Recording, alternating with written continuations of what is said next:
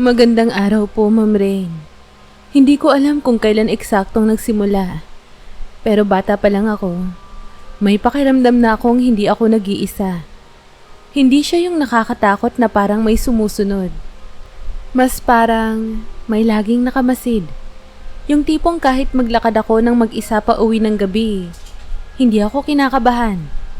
May kakaibang katahimikan na sumasabay sa akin na parang may kasama ako kahit wala naman akong kausap. Lumaki po ako sa isang simpleng baryo. Wala namang kakaiba sa buhay ko. School, bahay, minsan tambay sa labas kapag gabi. Pero may mga pagkakataon na parang may pumipigil sa akin. Halimbawa, may mga araw na bigla na lang akong mapapahinto sa paglalakad kahit wala namang dahilan. Tapos maya-maya, may mangyayaring hindi maganda sa dadaanan ko sana. May aksidente, may gulo, o kung minsan, may taong kahina-hinala. Akala ko noon malas lang, o kaya swerte. Sinasabi pa nga ng mga kaibigan ko malakas daw ang guardian angel ko. Tatawa lang ako, pero sa loob-loob ko, alam kong iba yon. Hindi siya pakiramdam na galing sa langit. Mas mabigat, mas malapit. Parang may matang nakatutok sa bawat galaw ko. Isang gabi, habang nakahiga ako at nakatingin sa kisame ay may narinig akong boses. Mahina, malinaw, hindi panaginip. Mag-ingat ka. Doon ko unang naisip. Baka hindi lang ito guni-guni. Akala ko, isang beses lang yun, na baka napagod lang ang utak ko kakaisip. Pero kinabukasan, pauwi ako galing sa palengke ng gabing iyon. Mag-isa, tahimik ang daan. Ilang poste lang ng ilaw ang bukas. Ramdam ko yung bigat ng dilim. Normal lang dapat yon. Nakasanayan ko na. Pero biglang, kumabog ang dibdib ko. Hindi sa takot kundi sa babala. May mga yabag sa likod ko. Mabagal. Sinadya. Hindi ako lumingon agad. Hindi ko alam kung bakit pero parang may humahawak sa balikat ko. Hindi pisikal pero sapat para mapatigil ako sa paglalakad. Nanlamig ang batok ko. Doon ko narinig ulit ang boses. Mas malinaw na ngayon. Wag dyan. Napahinto ako sa gitna ng kalsada. Isang hakbang na lang sana pero napaurong ako. Sa sandaling yun, may dumaan na motorsiklo. Malakas ang ilaw at nang tumama ang liwanag sa likod ko, wala na ang mga yabag. Wala ring taong nakatayo roon. Pero ilang metro sa unahan, may lalaking nakatayo sa dilim. Hindi ako, kundi sa direksyong dadaanan ko sana. Nang mapansin niya ang ilaw ng motorsiklo, tumalikod siya at mabilis na naglakad palayo. Parang ayaw mapansin. Nanlambot ang tuhod ko. Doon ko naintindihan na kung hindi ako huminto, baka iba na ang nangyari. At hindi ako nag-iisa noong gabing yon. Simula ng gabing iyon, mas naging mapagmasid ako. Hindi dahil sa takot kundi dahil sa kuryosidad. May nagligtas sa akin. Malinaw yon. At kahit hindi ko pa alam kung sino o ano siya, gusto kong maintindihan kung bakit parang lagi siyang nandyan. Doon ko unang napansin ang lalaki. Hindi ko siya nakikita palagi. Minsan nasa dulo lang siya ng kalsada. Minsan, nakatayo sa lilim ng puno malapit sa bahay namin. Hindi siya gumagalaw para lumapit at hindi rin siya umaalis agad. Parang nakapwesto lang siya ron, nakatingin sa direksyon ko. Hindi rin siya mukhang masama. Wala siyang ekspresyon ng pagbabanta. Tahimik. Mabigat ang presensya. Pero hindi nakakasakal. Isang beses, nagkalakas loob akong titigan siya. Nagtagal ang mata namin ng ilang segundo. Wala siyang ginawa. Hindi ngumiti, hindi umiwas. Pero ramdam ko, malinaw ang pakay niya. Hindi siya nanonood para manghimasok. Parang nagbabantay lang talaga. Pagkatapos noon, kumurap lang ako sandali at wala na siya. Hindi siya naglakad palayo. Hindi siya naglaho sa harap ko. Para bang wala lang siya doon. Doon ko naisip na baka hindi siya ordinaryong tao. At sa halip na matakot, may kakaibang pakiramdam akong naramdaman. Isang uri ng kapanatagan na hindi ko maipaliwanag. Hindi ko alam kung gaano katagal bago niya ako kinausap. Ilang araw din akong nagkunwaring hindi siya napapansin.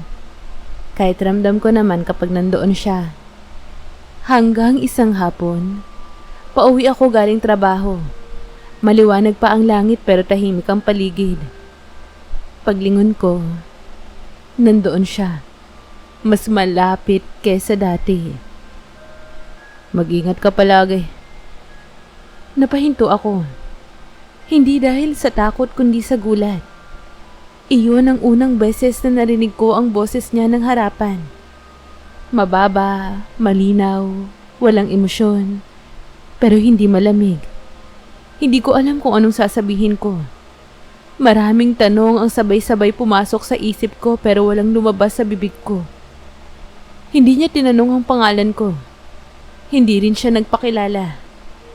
Tumingin lang siya sa paligid. Parang sinisigurong walang ibang nakakarinig. May kakaibang lamig ang hangin sa pagitan namin kahit tirik ang araw. May mga bagay na hindi mo dapat puntahan. At may mga oras na kailangan mong makinig kahit hindi mo naiintindihan. Dagdag pa niya. Gusto kong magtanong kung sino siya. Kung bakit niya ako binabantayan. Pero bago pa ako makapagsalita, umatras siya ng isang hakbang. Parang humigpit ang hangin. At sa isang iglap, wala na siya sa harap ko. Naiwan akong nakatayo roon. Hawak ang bag ko. Alam sa sarili ko na nagsimula na ang isang kwentong hindi ko kailanman inasahang magiging bahagi ako. Hindi ko siya nakita agad matapos ang unang pag-uusap namin.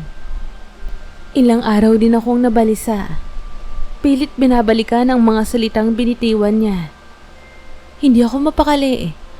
Parang may kulang na paliwanag na sadyang iniiwasan. Hanggang isang gabi, kusa siyang nagpakita. Hindi sa kalsada, kundi sa likod ng bahay malapit sa puno ng mangga. Hindi na ako nagulat. Parang hinihintay ko talaga siya. Alam kong marami kang tanong at oras na para sumagot. Doon niya inamin ang hindi ko inaasahan. Hindi siya tao. Isa siyang engkanto. Hindi yung nasa kwento lang ng matatanda kundi totoo. Buhay, may tungkulin. Itinalaga raw siyang bantayan ako mula pa noong bata ako. Dahil may kasunduang matagal nang ginawa ang mga ninuno ko at ang mundo nila. Hindi ako nagsalita. Nakikinig lang ako. Pilit inuunawa ang bawat salita. Hindi siya nagyayabang. Hindi rin siya humihingi ng paniniwala. Para lang siyang nagsasabi ng katotohanang matagal nang nakatago. Hindi kita pwedeng gabayan sa lahat. May hangganan ang pakikialam ko. Kapag lumagpas ako, may kapalit. Doon ko naintindihan kung bakit palagi siyang nasa anino lang. At sa unang pagkakataon, hindi ako natakot. Mas naramdaman ko ang bigat ng responsibilidad na matagal na niyang pasan para sa akin. Pagkatapos ng pag-amin niya, nagbago ang lahat. Hindi sa paraang biglaan, kundi dahan-dahan. Parang unti-unting paglapit ng dalawang bagay na matagal nang umiikot sa isa't isa. Mas madalas na siyang nagpapakita. Hindi para magwantay lang kundi para makinig. Nalaman niya ang mga simpleng bagay tungkol sa akin. Kung paano ako mapagod, kung bakit ako natatakot sa katahimikan, kung bakit ayokong mag-isa tuwing gabi. Hindi niya ako hinahawakan. Hindi siya lumalapit ng sobra. Pero sapat na ang presensya niya para maramdaman kong ligtas ako. Doon ko napansin na iba na ang tibok ng dibdib ko kapag nandoon siya. Hindi ko yun agad inamin sa sarili ko. Alam kong bawal. Isang gabi, tahimik ang paligid at siya ang unang nagsalita. May mga damdaming hindi ko dapat maramdaman. Sabi niya habang nakatingin sa malayo. At kung ipagpapatuloy ko to, lalabag na ako. Hindi ko siya tinanong kung ano ang nararamdaman niya. Pero ramdam ko, sa paraan ng pagtahimik niya, sa kung paano niya iwasang tumingin sa akin ng matagal. Sinabi niya, diretso at malinaw. Hindi kita pwedeng mahalin. Masakit marinig pero hindi ako umalis. Dahil kahit hindi niya sinasabi, alam kong may damdaming nauna pa sa pagbabawal. At doon nagsimulang maging delikado ang lahat. Dahil hindi na lang siya bantay. Naging tao siya sa paningin ko. Hindi nagtagal. Bago ko naramdaman na may nagbago sa paligid. Hindi sa mundo ko kundi sa kanya. Dumadalang ang paglabas niya at kapag nandoon siya, mas tahimik na siya kaysa dati. May bigat sa mga mata niya na hindi ko pa nakikita noon. Parang may binubuhat siya na hindi niya masabi. Isang gabi, sinabi niya ang katotohanan. May iba raw na nakapansin sa kanya. Mga nilalang mula sa mundo nila. Napansin nila ang tagal ng pananatili niya sa tabi ko. Ang mga sandaling hindi nasaklaw ng tungkulin. Para sa kanila, lumalampas na siya sa hangganan. At kapag napatunayan yon, aalisin siya bilang bantay ko. Hindi ko agad naintindihan ang ibig sabihin. Hanggang sinabi niya ang susunod. Kapag nawala siya, mawawala rin ang proteksyon ko. Hindi lang laban sa mga tao kundi sa mga bagay na hindi ko nakikita.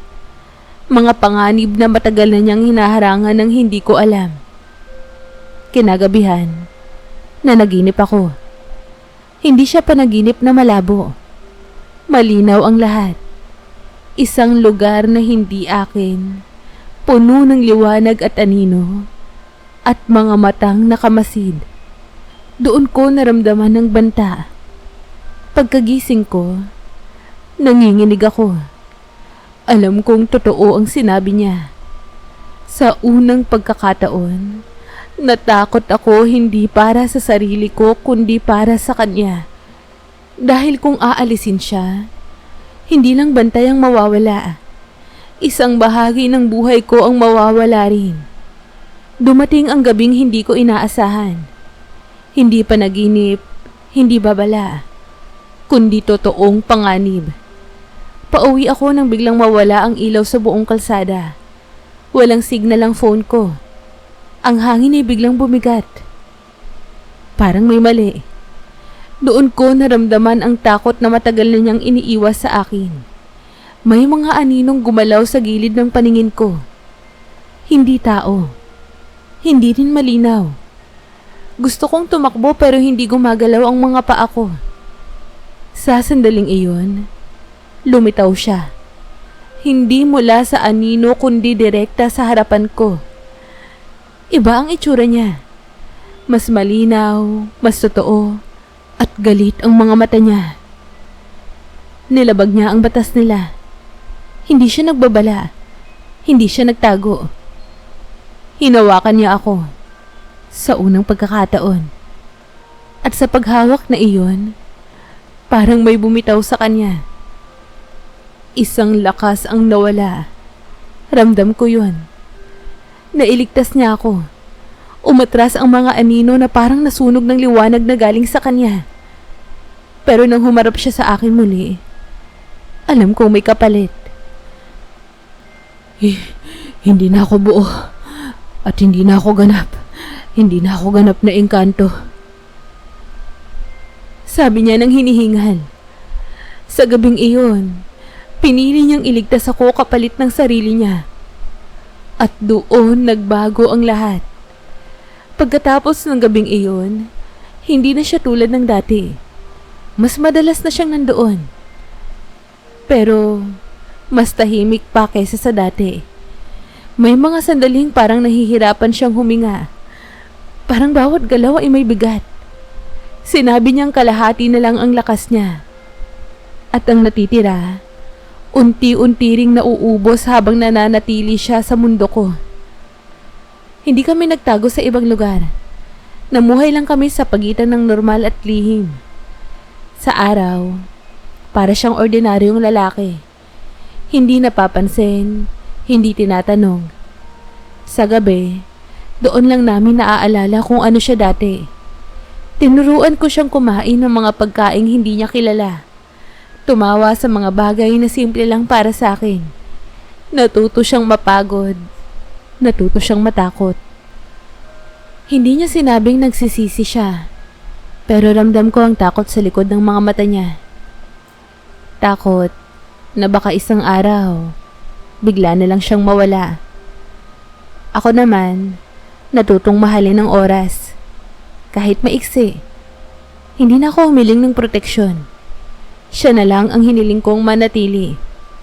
May mga gabing tahimik kaming magkatabi. Walang hawakan, walang pangako. Alam naming pareho na ang buhay na ito ay pansamantala lang. Pero sa gitna ng lahat ng yun, may kapayapaang hindi ko pa naranasan noon. Sa unang pagkakataon, hindi na siya bantay lang.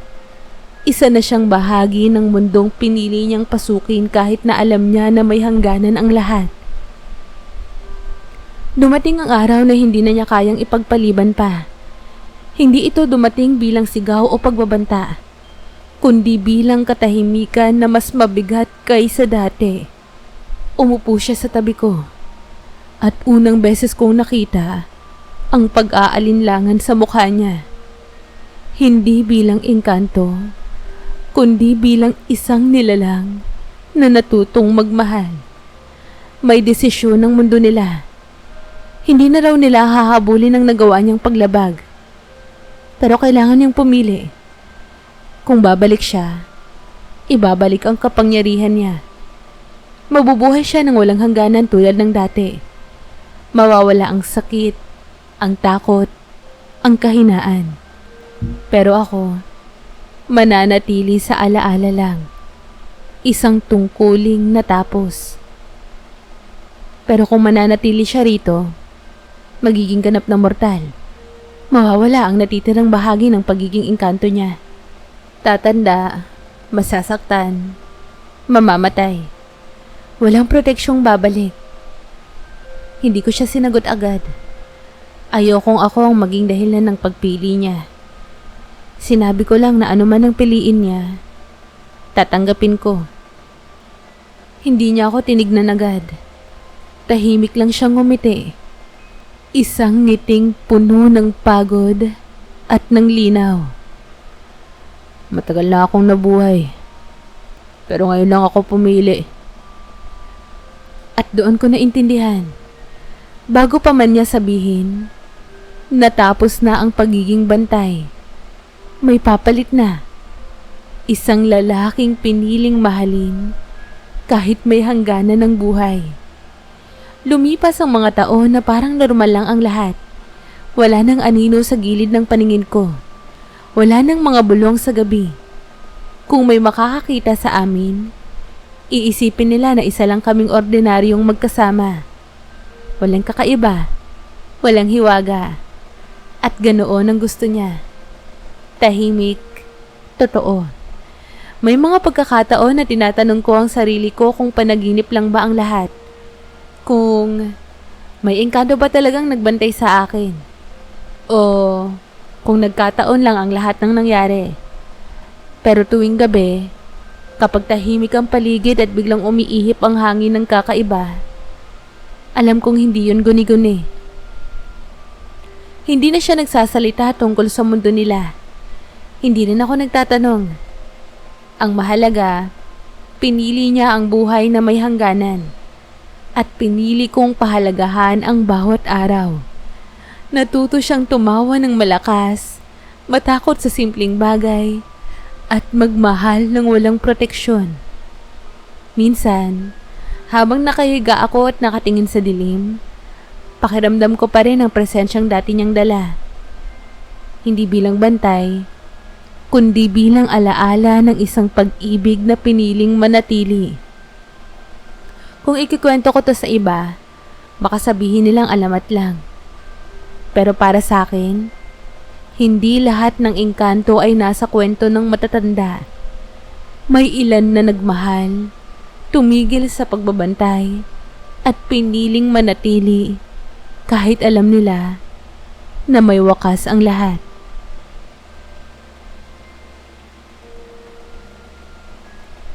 Kamusta po kayo? Muli, maraming salamat po sa pagsubaybay. Huwag niyo po sanang kalilimutang mag-like, share, comment, at subscribe. Hello po sa mga subscribers ko noong una pa at welcome sa mga bago ko pang subscribers. Huwag po sana kayong magsasawang pakinggan ng mga stories ko. Hanggang sa muli!